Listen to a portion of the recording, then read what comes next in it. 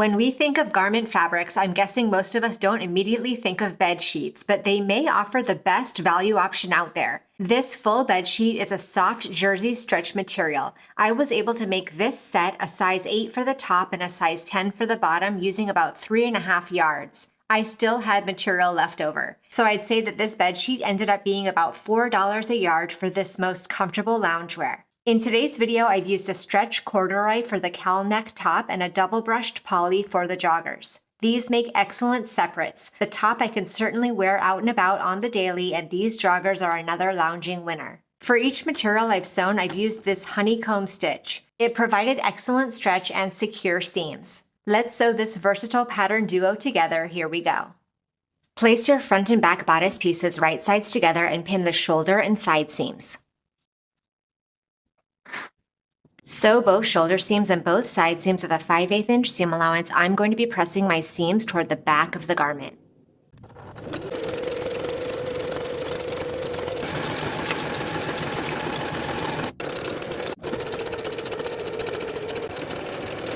Fold your sleeve piece right sides together and pin the underarm seam. Sew with a 5/8 inch seam allowance.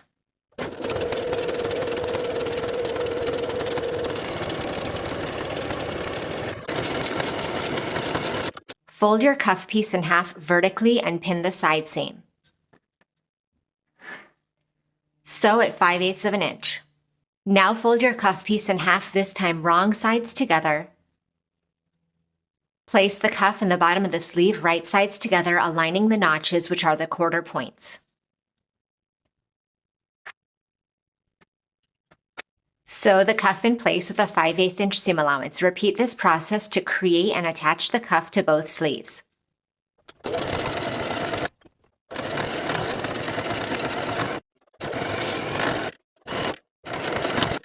Turn the sleeve right side out and place it inside the bodice, which is wrong side out, matching your notches.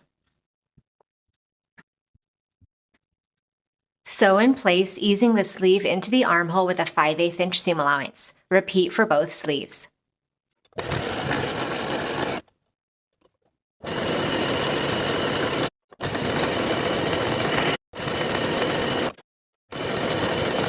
Here is the wrong side of my collar piece, and I've gone ahead and marked the buttonhole placement from my pattern piece. I'm going to place small pieces of interfacing over those buttonhole markings and fuse in place. Now I'll sew both of my buttonholes. Once your buttonholes are sewn, fold this piece in half right sides together, aligning the center back seam. And pin in place. Sew with a 5/8 inch seam allowance. Once that seam is sewn, fold this collar piece in half wrong sides together. And we're going to place the raw edges right sides together with the raw edges of the neckline. Place the center back seam at the center back, aligning your notches and the quarter points. As I align the center fronts, I'll double check that the buttonholes are facing me from the outside of the garment. Sew the collar to the neckline with a 5/8 inch seam allowance.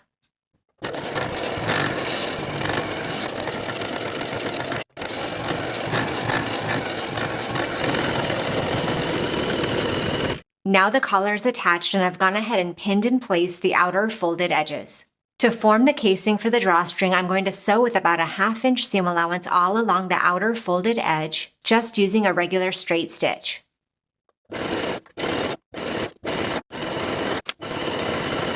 Then we can lace the drawstring through the buttonholes.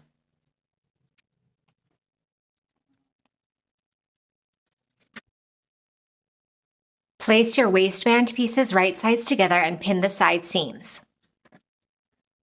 Sew both seams at 5/8 of an inch.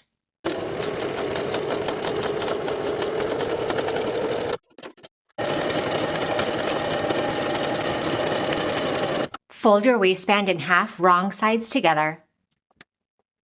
Align the raw edges of the waistband with the raw edges of the bottom of the bodice and pin in place, matching the quarter points. Right sides together.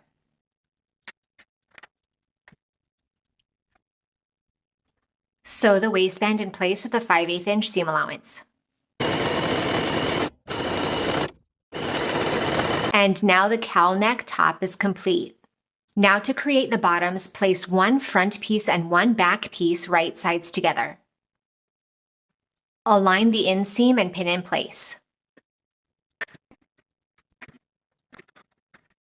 Repeat for both front and back pant sets. Once again, making sure to place a front piece and a back piece right sides together. Sew both inseams with a 5/8 inch seam allowance.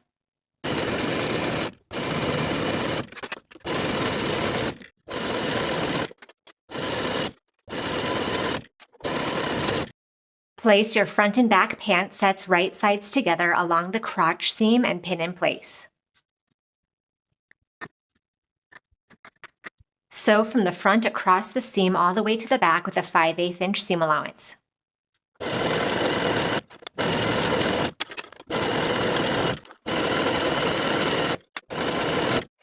Now I'll place the pant sets right sides together once again so that they meet at the center front seam. Then we can pin the side seams on both sides. And sew both side seams at 5/8.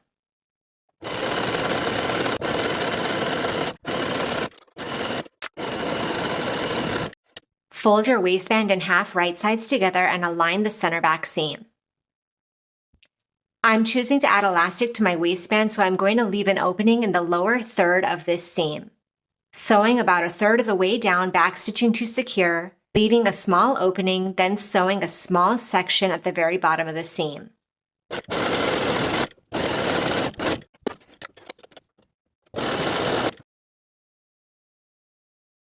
Fold the waistband in half, wrong sides together.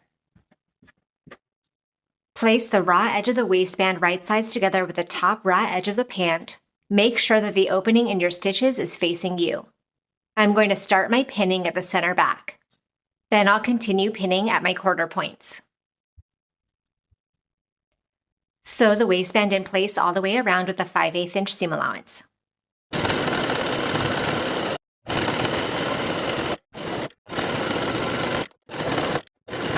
I'm choosing to add 1.5 inch wide elastic to my waistband so that over time the waistband doesn't overstretch. I'll secure one short end and begin lacing it through the opening in my stitches.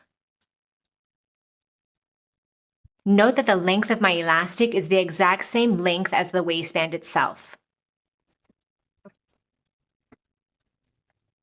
Once the elastic comes out the other side, pin the two short edges in place and zigzag to secure. Pull the elastic entirely into the waistband, then you can slip stitch the hole in the waistband closed.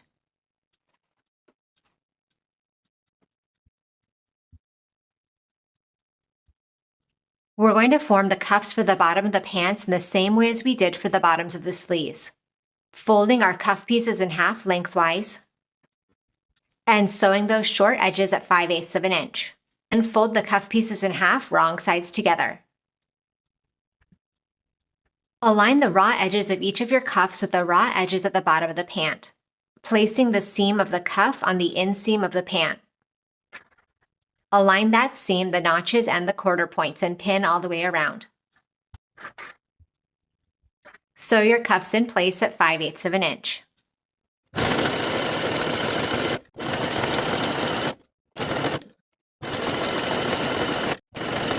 And now the lounge pants are complete.